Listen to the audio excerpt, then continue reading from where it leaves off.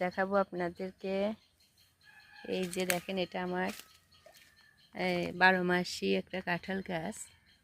মাশাআল্লাহ কতগুলো কাঁঠাল লেগেছে। তো এরকম 12 মাসি কাঁঠাল গাছ এখন অনলাইনে অনেক বেচা কিনা হচ্ছে।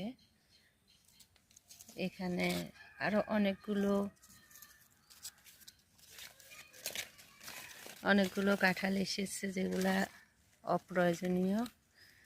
এগুলো ফেলে দিতে হবে, কারণ এইগুলো থেকে একটা ভাইরাস আক্রান্ত হয়। দেখে নিন আমার কতগুলো কাঁঠাল মাশাআল্লাহ এখন এই সিজনে লেগেছে।